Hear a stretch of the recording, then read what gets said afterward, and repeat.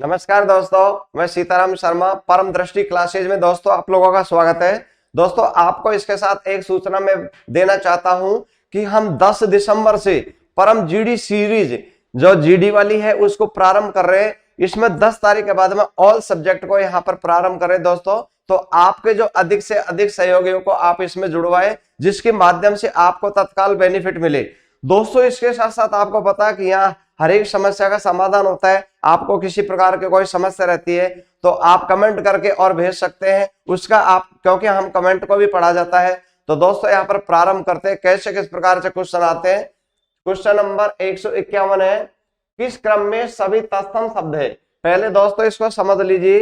देखिए यहाँ पर यानी तत्सम का अर्थ होता है संस्कृत भाषा के जो भी शुद्ध शब्द होते हैं दोस्तों उन्हें कहते हैं हम तत्सम शब्द। यानी संस्कृत भाषा के शुद्ध शब्द होते हैं उन्हें तत्सम शब्द कहते हैं, और जो भी हिंदी भाषा के शब्द होते हैं उन्हें कहते हैं दोस्तों तद्भव कहते हैं, उन्हें कहते हैं तद्भव। क्वेश्चन को कैसे भी किसी प्रकार से पूछा जा सकता है। यहाँ इस क्वेश्चन को तत्सम में पूछा गया है तो ध्यान दीजिए। जैसे ज्योति शब्द है वो संस्कृत का है, लेकिन जीव शब्द है वो तद्भव का हिंदी का है, जेठ है वो भी, यानी इसका मतलब ये उत्तर सही नहीं, क्योंकि इसमें पूछा गया कि सभी शब्द होने चाहिए। जैसे चकवा है वो संस्कृत भाषा का है, चंद्र है वो संस्कृत भाषा का है तत्सम है, लेकिन चूर्ण है वो दोस्तों संस्कृत भाषा का नहीं है। अब यहाँ पर आ जाता है काठ है वो दोस्तों संस्कृत भाषा का नहीं है, हिंदी का है। और कार्तिक है वो भी दोस्तों हिंदी का है तद्भव का। और कृष्ण है वो संस्कृत भाषा का है, इसका मतलब ये भी सही नहीं है। लेकिन दोस्तों अग्नि है वो संस्कृत भाषा का तत्सम है, यव है वो तत्सम है, यज्ञ है वो तत्सम है, इसलिए दोस्तों इसका उत्तर हो जाएगा ये। अग्नि होती है आग, यव होते जौ, ये होते हैं जौ, और यज्ञ होता है जो हवन हवन में आहुति देते उसी यज्ञ कहते हैं। तो इसका दोस्तों उत्तर होगा ये। तो ऐसे इस प्रकार से क्वेश्चनों को अगर आप समझेंगे तो आपको किसी प्रकार की कोई दिक्कत नहीं आएगी। क्वेश्चन नंबर है 152। यहाँ पूछा गया कि सामान्य वर्तमान काल का उदाहरण है। ध्यान दीजिए दोस्तों, क्वेश्चन क्या पूछा गया है, सामान्य वर्तमान काल। काल किसे कहते हैं, जिसमें किसी समय का होने का बोध हो उसे कहते हैं काल। यानी वर्तमान काल क्या पूछा गया है। वर्तमान काल में देखो पहले हम द से प्रारंभ करते, रमेश ने समाचार पत्र पढ़ा, ये दोस्तों भूतकाल है तो ये नहीं है। वर्षा हो रही थी ये भी भूतकाल का है, लेकिन यहाँ पूछा गया है सामान्य वर्तमान काल का। सविता बाजार जाती होगी ये दोस्तों भविष्य काल का है। तो वह कलकत्ता जाता है ये दोस्तों सामान्य वर्तमान काल है, क्योंकि सामान्य वर्तमान काल में दोस्तों यानी जो काम वर्तमान काल में हो रहा है वो होता है सामान्य वर्तमान काल। तो इसका उत्तर हो जाएगा ए। क्वेश्चन नंबर दोस्तों 152 है, अनुष्का ने तुलिका से चित्र बनाया, इस वाक्य में कौन सा कारक है। तो ध्यान दीजिए दोस्तों, कारक किसे कहते हैं, संज्ञा सर्वनाम के जिस रूप से उसका संबंध वाक्य के साथ जोड़ा जाता है उसे कारक कहते हैं। यहाँ पर कारक बताना है। देखो अनुष्का ने, तो दोस्तों अनुष्का ने ये तो हो गया कर्ता कारक हो गया, तो यानी कर्ता कारक है। अब उत्तर को अपन इधर को लिख के देख लेते हैं। तो इसमें हो गया कर्ता कारक हो गया।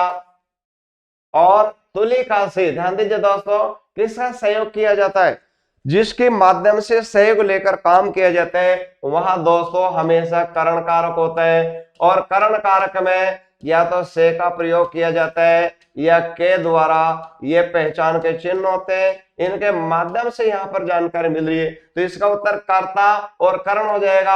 अब उत्तर ढूंढ लेते दोस्तों। देखो यानी करण है, करण में ये गलत है, संबोधन संप्रदान ये बिल्कुल गलत है, कर्ता और करण इसका मतलब इसका उत्तर हो जाएगा दे। कर्ता कौन है, अनुष्का। और तुलिका से किसके माध्यम से बनाया, तुलिका से सहयोग लिया गया है, इसलिए इसका उत्तर से हो गया। क्वेश्चन नंबर है 154 है, यहां पूछा गया किस वाक्य में सकर्मक क्रिया नहीं है। दोस्तों अपन को नहीं वाला देखना है, यानी इसका मतलब है कि जो 3 है उनमें तो सकर्मक क्रिया है लेकिन एक में नहीं है। ध्यान दीजिए दोस्तों, आपको एक सूत्र बता देता हूं, किसी भी वाक्य में क्वेश्चन मार्क लगा के देख लो, अगर उत्तर मौजूद उसमें होता है तो वो होता है सकर्मक क्रिया, और अगर उत्तर उसमें मौजूद नहीं होता है वो होती है एकर्मक क्रिया। देखो बच्चे फिल्म देख रहे हैं, बच्चे क्या देख रहे हैं, फिल्म देख रहे हैं। रजत दूध पी रहा है, रजत क्या पी रहा है, दूध पी रहा है। मनीषा ने कार खरीदी, यहाँ पर अब देखो मनीषा ने क्या खरीदी, कार खरीदी, लेकिन मोर नाचता है तो दोस्तों ये अकर्मक क्रिया है, क्योंकि ये जानकारी नहीं मिल रही कहाँ नाच रहा है या कैसे किस प्रकार। देखो मोर तो दोस्तों हो गया कर्ता और जो नाचता है वो हो गया क्रिया, इसका मतलब इसमें कर्म नहीं है। जबकि देख लो इसमें करता है, ये कर्म हो गया, ये क्रिया होगा, ये करता है, ये कर्म है, ये क्रिया है, ये करता है, ये कर्म है, ये क्रिया है, लेकिन इसमें ये अकर्मक क्रिया है, तो इसका उत्तर हो जाएगा द। क्वेश्चन नंबर 155 है, जय शब्द में कौन सा उपसर्ग लगने पर और उसका अर्थ विजय बन जाता है। ध्यान दीजिए दोस्तों, अब जैसे मान लीजिए जय शब्द में कौन सा उपसर्ग लगाने पर और यहाँ पर यानी उसका अर्थ हो जाता है हार हो जाएगा।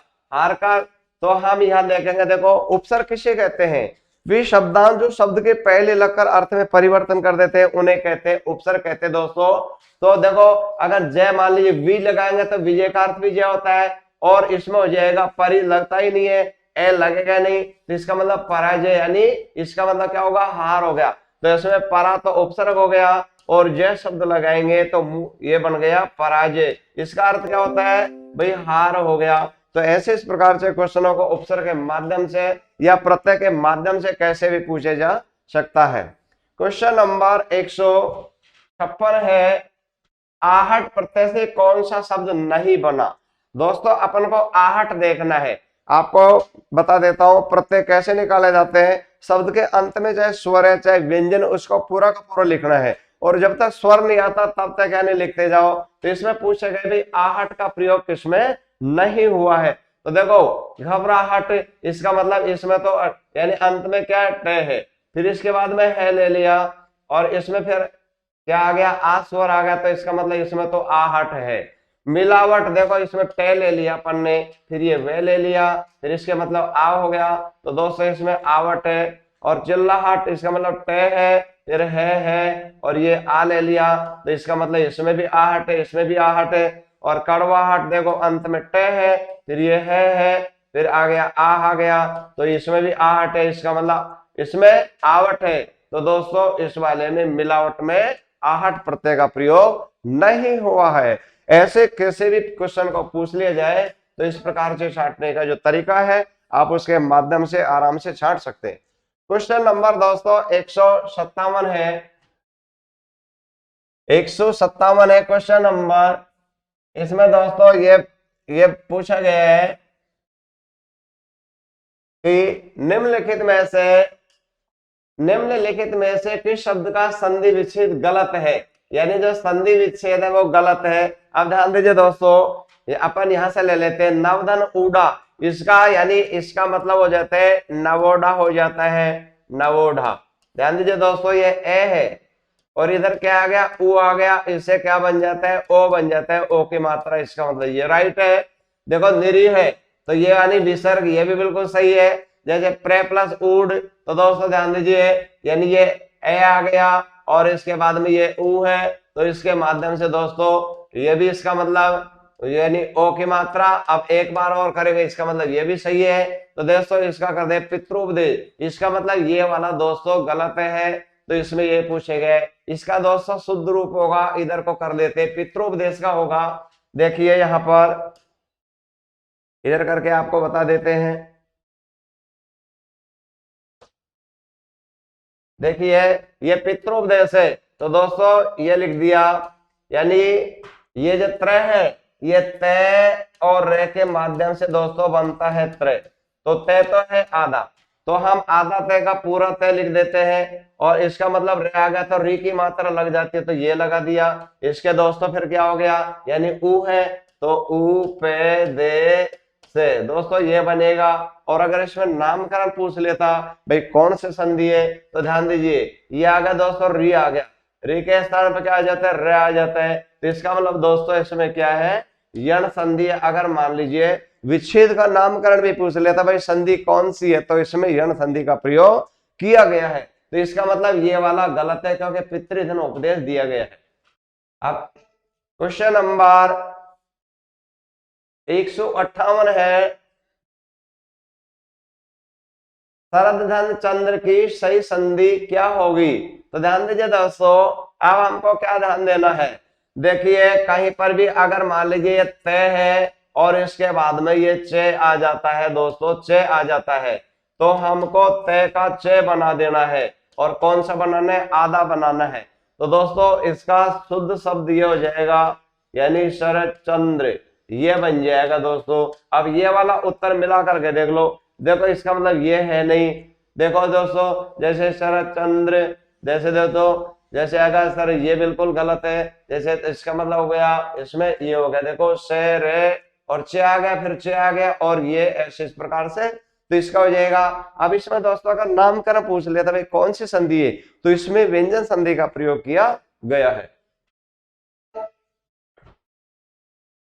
क्वेश्चन नंबर 159 है, दयालु है जो प्रभु में कौन सा समास है? ध्यान दीजिए दोस्तों, दयालु है जो प्रभु में कौन सा समास है, यानी ध्यान दीजिए, अगर मान लीजिए दयालु है जो, हमेशा दोस्तों जो यानी विग्रह करते हैं, तब जो शब्द आ जाए, या सा से सी या रूपी या समय, ये शब्द आ जाते हैं दोस्तों, तो वहां हमेशा यानी कर्मधारय का प्रयोग किया गया है जाता है। तो इसमें समास का नाम कौन सा होगा? भी कर्मधारय। क्यों? कि दयालु है जो, यानी विग्रह करने पर या तो जो आ जाए या सासेसी रूपी सम समान आ जाता है, वहां हमेशा कर्मधारय समास होता है। तो इसका मतलब क्या हो गया दोस्तों? इसमें ये हो गया। देखो बहुब्रीहि समास कब होता है? जब पूरे संसार में एक का बोध होता है, तीसरा अन्य अर्थ निकलता है। अव्ययभाव समास कहाँ होता है? सबसे पहले उपसर्ग का प्रयोग किए जाते हैं। द्विगु समास कहाँ होता है? यानी प्रथम जो पद होता है वो संख्यावाचक होता है, जैसे पंच रात्र, जैसे पंच रत्न। अव्ययभाव में हो गए जैसे भरपेट, बहुब्रीहि में आ गए जैसे त्रिनेत्र आ जाए, लंबोदर आ जाए, दशानन आ जाए। तो ऐसे दोस्तों इस प्रकार से हमको थोड़ा सा ध्यान रखना है। क्वेश्चन नंबर आगे है 160, प्रविशेषण बताते हैं। ध्यान दीजिए दोस्तों, देखो विशेषण तो किसी कहते हैं, संज्ञा और सर्वनाम की विशेषता बताते हैं उसे क्या कहते हैं? विशेषण कहते हैं। लेकिन जो प्रविशेषण होते हैं वो दोस्तों विशेषण की भी विशेषता बताते हैं। ये क्या होता है? विशेषण की भी विशेषता बताता है, विशेषण की भी विशेषता बताता है, उसे क्या कहते हैं? प्रविशेषण कहते हैं। तो देखो विशेषण के गुण बताता है, तो इसका उत्तर होगा दोस्तों ये होगा। कैसे? ध्यान दीजिए, जैसे दोस्तों आ जाता है कि भाई आम बहुत मीठा है। तो ध्यान दीजिए दोस्तों, ये मीठा तो क्या आ गया? मीठा तो है गुण आ गया, मीठा तो क्या है? गुण है। अब दोस्तों इस मीठा की भी विशेषता ये बहुत शब्द ने बताई है। तो ये जो बहुत शब्द आया है इसे क्या कहेंगे? प्रविशेषण कहते हैं। क्या कहते हैं? प्रविशेषण, क्योंकि इस शब्द ने इसकी विशेषता, अन्यथा ऐसे भी बोल सकते हैं आम मीठा है तो केवल आम की विशेषता बताइए, लेकिन अब मीठा की भी विशेषता बताइए, मीठा कैसा है? बहुत मीठा है। तो प्रविशेषण कैसे कहते हैं? विशेषण की भी विशेषता बताते हैं, विशेषण के भी गुणों को बताते हैं, उन्हें प्रविशेषण कहते हैं। बहुत मोस्ट क्वेश्चन है, अनेक बार कंपटीशन एग्जाम में आता रहता है। तो दोस्तों ऐसी चीजों को, छोटी चीजों को आपको ज्यादा याद रखना है। फिर है दोस्तों 161 है, वही व्यक्ति उन्नति करता है जो परिश्रमी होता है, वाक्य का प्रकार है। ध्यान दीजिए दोस्तों, वही व्यक्ति उन्नति करता है जो परिश्रमी होता है, ये कौन सा है? ध्यान दीजिए दोस्तों, मैं आपको एक सूत्र बता देता हूं, ध्यान दीजिए। देखो दोस्तों, वाक्य होते हैं वो तीन प्रकार के होते हैं। एक तो होता है सरल वाक्य, एक तो होता है सरल वाक्य, दूसरा वाला होता है मिश्र वाक्य। क्या होता है? मिश्र वाक्य होता है। और तीसरा वाला होता है दोस्तों, वो होता है संयुक्त वाक्य होता है। अब आप को एक तरीका बता रहा हूं, ये जो मिश्र वाक्य होते हैं उसके तीन भेद होते हैं। पहला वाला होता है दोस्तों संज्ञा उपवाक्य, और दूसरा वाला होता है वो दोस्तों होता है विशेषण उपवाक्य। विशेषण उपवाक्य। और जो दोस्तों तीसरा वाला होता है वो होता है क्रिया विशेषण उपवाक्य। क्रिया विशेषण उपवाक्य। तो ध्यान दीजिए दोस्तों, इन चीजों को ज्यादा पूछा जाता है। देखिए अब पहचान बता देता हूं। ये जो संज्ञा उपवाक होता है वो दोस्तों हमेशा है कि, यानी छोटी की आ जाए, है हो या मत हो, लेकिन छोटी की के माध्यम से जुड़े रहते हैं। जैसे आ जाए सुना है कि शोभित जोधपुर जाएगा, तो है कि आ गया। अब जो विशेषण उपवाक होते हैं वो दोस्तों हमेशा जो शब्द से जुड़े रहते हैं। किस शब्द से जुड़े रहते हैं? जो शब्द से। तो देखो दोस्तों, ये परिश्रम क्या है? ये विशेषण आ गया। ये परिश्रम जो शब्द है वो क्या है? विशेषण है। तो इसका विशेषण है, तो इसका मतलब क्या होगा दोस्तों? अगर जो विशेषण उपवाक्य है तो इसमें तत्काल इसका उत्तर निकाल दो, तो इसमें होगा विशेषण उपवाक हो गया। अगर दोस्तों ये होता जैसे जो ही हम स्टेशन पहुंचे त्यों ही गाड़ी चल दी, तो ये वाला हो गया दोस्तों क्रिया विशेषण उपवाक हो जाता। और जैसे ऐसे इस प्रकार से मिश्र वाक होता है वो बहुत मोस्ट रहता है। इनके भेदों के माध्यम से एग्जाम में हमेशा ज्यादा पूछे जाते हैं। अगर आपको विस्तृत रूप से समझाएं दोस्तों तो हमारे जो वीडियो है उसमें आप जब वाक्यों का टॉपिक रहेगा उसको अच्छी तरह से पूरा को पूरा आप इसको पढ़ सकते हैं, कोई दिक्कत नहीं है। क्वेश्चन नंबर आगे है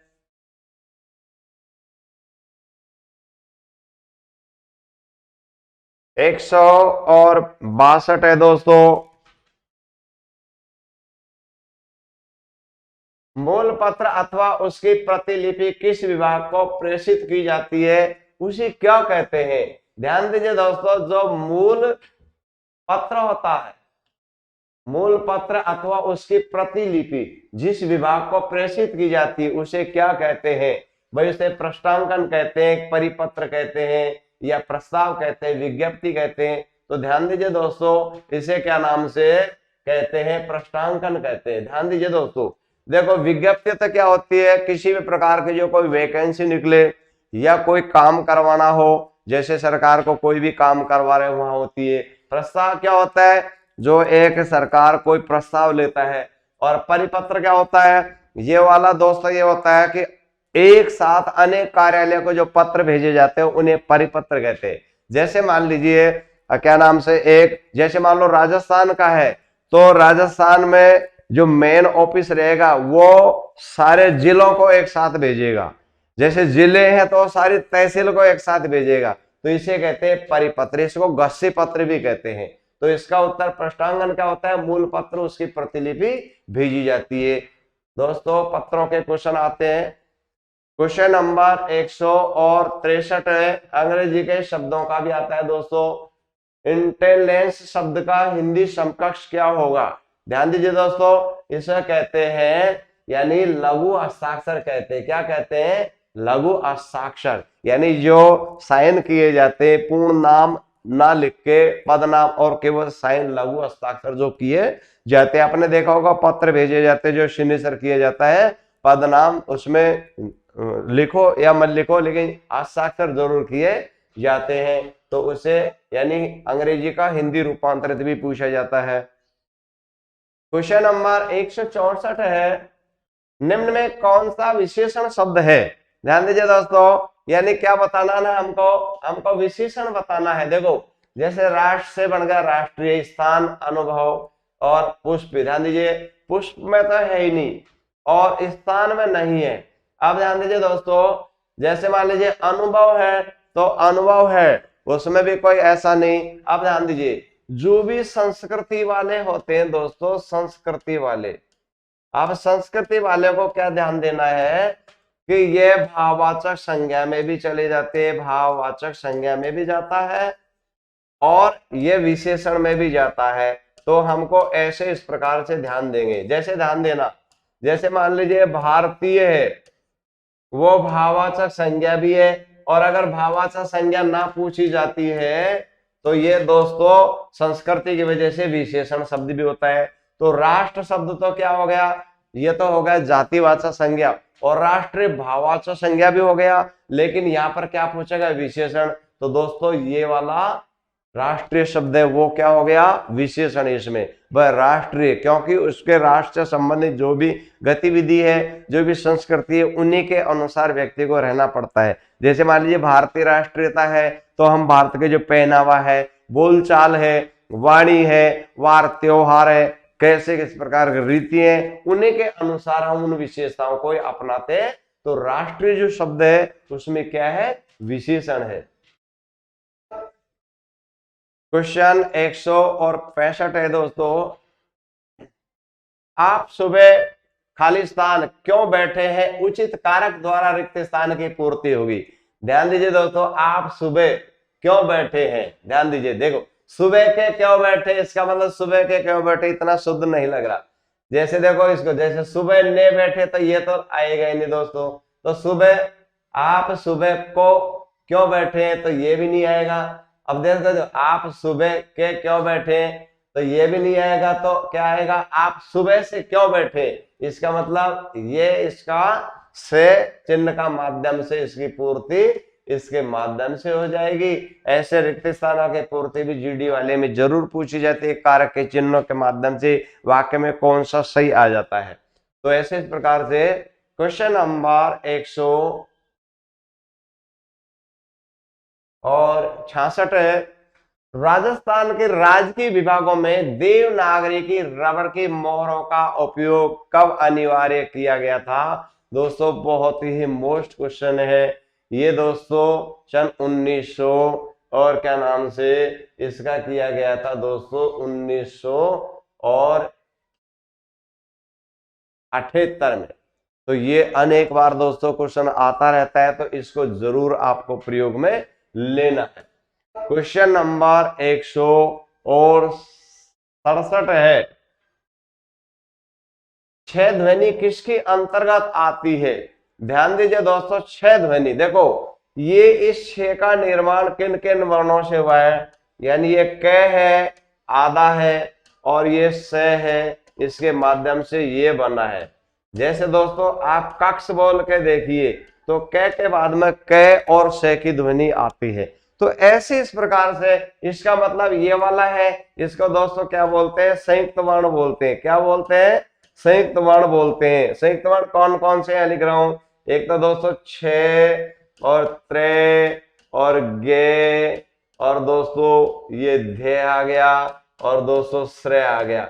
इन्हें क्या कहते हैं, इन्हें संयुक्त वर्ण कहते हैं। तो इसका मतलब क्या हो गया, ये संयुक्त वर्ण हो गया। संयुक्त का मतलब क्या होगा, दो के माध्यम से मिलकर के बनता है, उसे संयुक्त वर्ण कहते हैं। क्वेश्चन नंबर 168 है, कवि का स्त्रीलिंग रूप होगा। तो ध्यान दीजिए दोस्तों, कवि पुल्लिंग है तो इसका बनेगा कवियत्री, तो इसका शुद्ध रूप ये हो जाता है के वे यी, और त्रि की मात्रा दोस्तों बड़ी आती है, तो ये शुद्ध रूप होगा। इसका मतलब देखो कवियत्री ये बिल्कुल गलत है, ये बिल्कुल गलत है और ये बिल्कुल गलत है, और इसका मतलब ये हो गया, तो इसका उत्तर हो गया देखे वे यित्री। तो ये स्त्रीलिंग शब्द होते हैं, वहां अंत में ई की मात्रा ऊ की मात्रा बड़ी आती है, और पुल्लिंग शब्द होता है वहां ई की मात्रा ऊ की छोटी आती है। जैसे देखो कवि यानी पुल्लिंग है, और ऐसे लिख देंगे जैसे मान लीजिए आ जाता है प्रभु, तो देखो ऊ की मात्रा छोटी आ गई, लेकिन अगर लिख देंगे वधु तो ऊ की मात्रा बड़ी आ गई स्त्रीलिंग की वजह से। तो ऐसे इस प्रकार से सूत्रों को यहां आप लोगों को ध्यान रखना है। क्वेश्चन नंबर 169 है, निम्नलिखित में से कौन सा शब्द जातिवाचक संज्ञा नहीं है। ध्यान दीजिए दोस्तों, जातिवाचक संज्ञा किसे कहते हैं, जिसमें समूह का बोध होता है वो जातिवाचक संज्ञा होती है। व्यक्तिवाचक संज्ञा किसे कहते हैं, जिसमें किसी व्यक्ति के नाम हो, कोई स्थान का नाम हो, कोई जगह का नाम हो, वो होती है व्यक्तिवाचक। भाववाचक किसे कहते हैं, भाववाचक संज्ञा शब्दों के अंत में प्रत्यय जुड़े रहते हैं। तो ऐसे इस प्रकार से पहचान। तो देखो सुंदर शब्द है, जिसमें पूछा गया तो सुंदर विशेषण भी हो सकता है और व्यक्तिवाचक संज्ञा भी हो सकता है, नाम है। जैसे आ जाता है, ध्यान दीजिए दोस्तों, मनुष्य है वो क्या नाम से, इसमें ये पूछा गया जातिवाचक संज्ञा नहीं है, ये पूछा गया। तो देखो मनुष्य है वो जातिवाचक है, पता जैसे जवान है वो जातिवाचक है, बालक है वो जातिवाचक है, लेकिन दोस्तों जो सुंदर शब्द है वो क्या हो गया, ये व्यक्तिवाचक संज्ञा है। तो इसका उत्तर हो जाएगा ये, तो सुंदर क्या हो गया, ये व्यक्तिवाचक संज्ञा। भाई इसका नाम क्या है, भाई सुंदर है, तो ये व्यक्तिवाचक संज्ञा हो गया। एक का बोध हो रहा है, नाम आ गया। क्वेश्चन 170 है, भूखे को भोजन दो, इस वाक्य में को कौन सा कारक है। ध्यान दीजिए दोस्तों, आपको ये बता रहा हूं मैं, वर्तमान काल में कभी भी ने और को का प्रयोग नहीं किया जाता, ठीक है दोस्तों। और ये जो को शब्द होता है वो जब अपनी जगह ही काम नहीं आता है, तो को का प्रयोग दोस्तों को और के लिए, इन दोनों का प्रयोग संप्रदान के लिए किया जाता है, संप्रदान कारक होता है। अब इसमें देखो इसका वास्तविक शुद्ध रूप होगा, अब भूखे के लिए भोजन दो, इसका वास्तविक ये होगा। तो इसमें लेकिन देखो इसमें कर्म नहीं है, क्योंकि भोजन है कर्म। तो ऐसे जैसे मान लीजिए अपन ऐसे लिख दे कि राम ने हिंदी को पढ़ता है, क्या शुद्ध है क्या, बिल्कुल गलत है, क्योंकि ना तो को का प्रयोग, ना तो वर्तमान काल में ने और को का प्रयोग नहीं आता है। भूतकाल की बात को या भविष्यकाल की बात को अवगत कराते तो ने को का प्रयोग किया जा सकता है। जैसे वह गांव को गया, लेकिन उसको यही शुद्ध कर सकते हैं वह गांव गया, को की कोई आवश्यकता नहीं है। तो को का प्रयोग और के लिए का प्रयोग संप्रदान कारक में प्रयोग किया जाता है। तो इसका मतलब इसका उत्तर हो जाएगा दोस्तों संप्रदान कारक है। बहुत मोस्ट क्वेश्चन है, कैसे किस प्रकार से, इसका शुद्ध रूप हो जाएगा भूखे के लिए भोजन दो।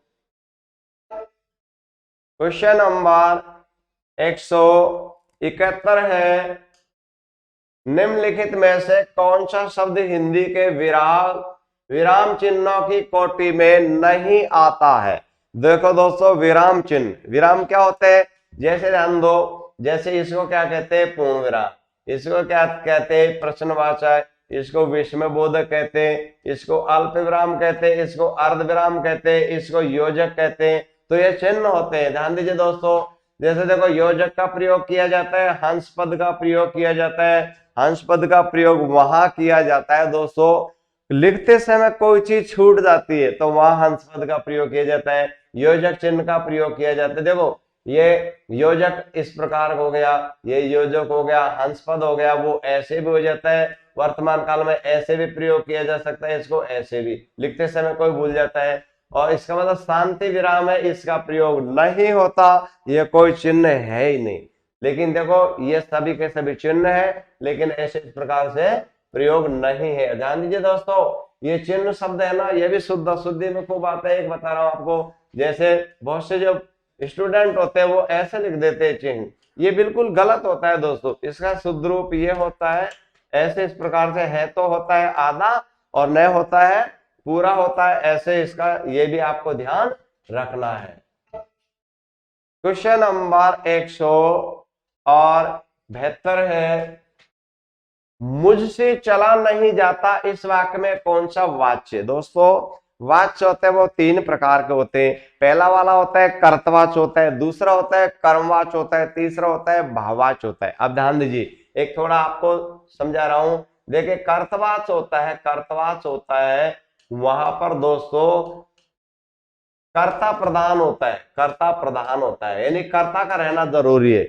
कर्ता के अनुसार क्रिया के लिंग वचन बदलते वो कर्तवाच्य होता है। दूसरा होता है कर्मवाच्य, ये कर्म के आधार पर क्रिया के लिंग और परिवर्तित होते हुए कर्मवाच्य होता है। तीसरा वाला होता है भाववाच्य, भाववाच्य होता है दोस्तों वो ध्यान दीजिए कर्तवाच्य होता है, उसमें यानी कर्म हो सकता है नहीं हो, कर्मवाच्य में हमेशा कर्म का प्रयोग किया जाएगा, लेकिन भाववाच्य होता है वो हमेशा अकर्मक क्रिया का होता है।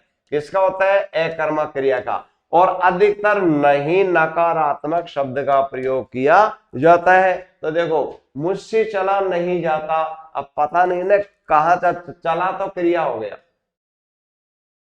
और जाता है वो दोस्तों हेल्पिंग वर्ब हो गया, और नहीं आ गया इसका मतलब हो गया इसमें भाववाचक का प्रयोग किया गया है, क्योंकि जानकारी नहीं मेरी कहाँ चला नहीं जाता, कैसे किस प्रकार।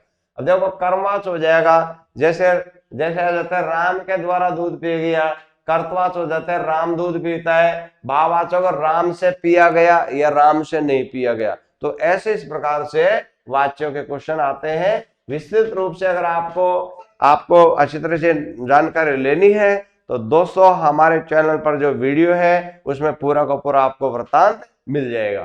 क्वेश्चन नंबर 173 है, किस शब्द में अनु उपसर्ग नहीं है, यानी उपसर्ग का प्रयोग नहीं हुआ है, किसका अनु। देखो दोस्तों यहाँ पर इनका आपको मैं बता देता हूं कैसे कैसे किस प्रकार से। देखिए जैसे क्वेश्चन ये आ गया यहाँ पर,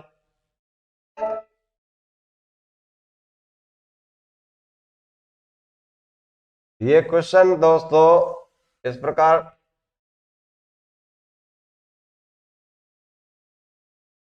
ध्यान दीजिए, जैसे अन्विति है इसका विच्छेद कर लेते हैं तो दोस्तों इसका विच्छेद हो जाता है अनु, और धन इति हो गया, इसका कर लेते हैं अन्वेषण का, इसका विच्छेद हो गया अनु, और धन ऐषण हो गया। अब इसका अनुवाद का कर लेते दोस्तों, तो अनु हो गया और धनवाद हो गया, मूल शब्द भी आ गया। इसका विच्छेद कर लेते तो दोस्तों अने और धने उचित होगा इसका मतलब देखो इसमें यह पूछा गया था कि अनु उपसर्ग का प्रयोग नहीं हुआ था। देखो इसमें अनु आ गया, ये अनु है, इसमें भी अनु है इसमें, लेकिन दोस्तों इसमें प्रयोग नहीं हुआ है। इसका मतलब इसका उत्तर कौन सा है भाई, कौन से में नहीं हुआ है, यानी अनुचित में नहीं हुआ है। इसमें हलंत वाला होगा लेकिन इसमें अनु पूछा गया है। ऐसे इस प्रकार से दोस्तों क्वेश्चनों को विच्छेद करके देख लो तो कोई दिक्कत नहीं रहती है। क्वेश्चन नंबर है 174, निम्नांकित में कौन सा शब्द कृदंत प्रत्यय युक्त है। ध्यान दीजिए दोस्तों, प्रत्यय होते हैं वो 3 प्रकार के होते हैं। पहला होता है कृदंत प्रत्यय। दोस्तों कृदंत प्रत्यय होते हैं, कृदंत प्रत्यय उनमें हमेशा, कृदंत प्रत्यय में हमेशा क्रिया होती है। क्या होती है, क्रिया होती है, यानी काम होता है। दूसरा होता है तद्धित प्रत्यय। जो तद्धित प्रत्यय होता है दोस्तों वहां पर उसमें संज्ञा शब्द होती है, और जो स्त्री प्रत्यय होते हैं तीसरा, उसमें पुल्लिंग शब्दों के साथ स्त्रीलिंग शब्द बना ली जाती है। जैसे सेठ पुल्लिंग है तो सेठानी, या लो ऐसे बना दिया।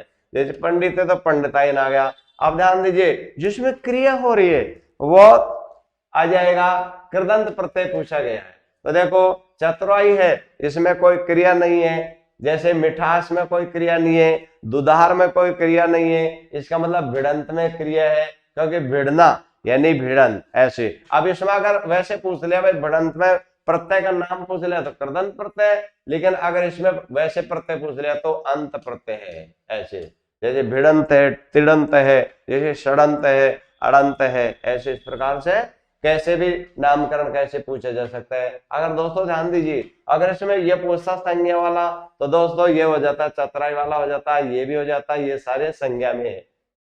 क्वेश्चन नंबर 175 है,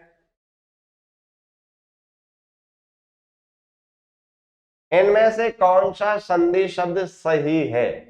ध्यान दीजिए, यानी जो विच्छेद था उसका संधि बना रखा है वो सही कौन सा। देखो अब यहाँ आपको इस प्रकार से कर देते, देखो ये आ गया एक धन एक आ गया।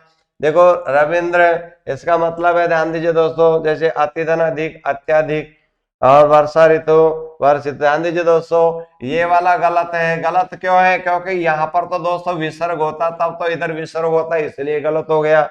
और ये दोस्तों यहाँ बड़ी ई की मात्रा का प्रयोग किया जाएगा। ये ऐसे होता शुद्ध है, जो रविंद्र ऐसे होता, और इसका शुद्ध ऐसे होता कि ए, और ये आ जाता है के। ये होता, विसर्ग की आवश्यकता नहीं है। ये दोस्तों अत्याधिक नहीं होता, यानी ये गलत है, अत्यधिक होता है, अत्यधिक ये होता है। इसका मतलब देखो ये आ जाता है आ गया, अब यह क्या आएगा दोस्तों, यानी आ का प्रयोग किया गया है। किसका प्रयोग किया गया है? आ, यानी वर्षा, यानी और इधर क्या आएगा? रे। तो ध्यान दीजिए दोस्तों, यहां पर ये शुद्ध है, इसका मतलब ये उत्तर होगा। ध्यान दीजिए दोस्तों, ये वाला जो उदाहरण बहुत ही मोस्ट है, क्यों कि आपको पता है ये गुण संधि में प्रयोग किया जाता है। आपको ये वाले तो सारे याद होंगे, जैसे महर्षि है, जैसे देवर्षि है, ये तो सारे के सारे याद होंगे। जैसे आ गया, यहाँ किसकी ध्वनि है? आ। और इधर दोस्तों क्या आ गया? री आ गया। तो इसके माध्यम से क्या बन जाता है? आर बन जाता है। तो कहीं पर भी आर की ध्वनियों या ए की ध्वनियों या ओ की ध्वनियों कौन सी संधि होती है? गुण संधि होती है। अब इसका हम विच्छेद का संधि बनाएंगे, तो देखो वह ज्यों का तो लिख दिया, आ और ये ए में बदल गया, तो ये ए आ गया, और फिर आधा रे ऊपर होता है, तो ऐसे इस प्रकार से ये इसका उत्तर हो गया वर्षाधन ऋतु होगा। अनेक बार आता रहता है, तो ऐसे क्वेश्चनों पर आप हमेशा ध्यान जानकारी रखेंगे। क्वेश्चन नंबर 176 है, अहोरात्र शब्द का संधि विच्छेद है। ध्यान दीजिए दोस्तों, ये भी बहुत मोस्ट है। देखो इसमें दो शब्द छुपे हुए हैं। अहोरात्र यानी इसका वास्तविक अर्थ हो जाता है दोस्तों दिन। अगर समास भी पूछा जाता है तो दिन और रात होता है, रात। देखो तो अहो का अर्थ नहीं होता, तो इसका विच्छेद हो जाएगा ए है ने, और धने रात होगा। एहन का अर्थ होता है दोस्तों दिन, और रात्र तो रात हो ही गया, तो इसका शुद्ध शब्द हो जाएगा एहन धने रात्र हो जाएगा। तो जिसमें हलंत लग रहा है, तो इसका मतलब ये से वाला है, वो बिल्कुल सही है। ये कई बार आ चुका है। ऐसे क्वेश्चनों पर आपको दृष्टि ज्यादा रखनी है। क्वेश्चन नंबर 177 है, द्वंद्व समास का उदाहरण नहीं है। ध्यान दीजिए दोस्तों, द्वंद्व समास कहाँ होता है? दोनों पद प्रधान होते हैं और अथवा या शब्द का लोप होता है, तो हम ऐसे करते हैं। और अधिकतर दोस्तों योजक चिन्ह का प्रयोग कर दिया जाता है। चलो योजक तो गलत भी लगा देगा। ध्यान दीजिए दोस्तों, जैसे आ जाता है दिन और रात हो गया, पान और तमाक होगा, राग और विराग होगा। लेकिन ये घर घर है, ये दोस्तों अव्ययभाव समास का उदाहरण है। इसका विग्रह करते हैं तो हो जाएगा प्रत्येक घर हो जाता है, या घर के बाद घर हो जाता है, क्योंकि जहां प्रथम पद होता है उसी के माध्यम से दूसरा पद बनता है। ऐसे इस प्रकार से तो द्वंद्व समास में देखो ये सारे के सारे हैं, लेकिन इसमें क्या पूछा गया था कि द्वंद्व समास का उदाहरण नहीं है। ऐसे शब्दों को ज्यादा याद रखेंगे, वर्तमान काल में नहीं शब्द के माध्यम से ज्यादा पूछे जाते हैं। Question number 178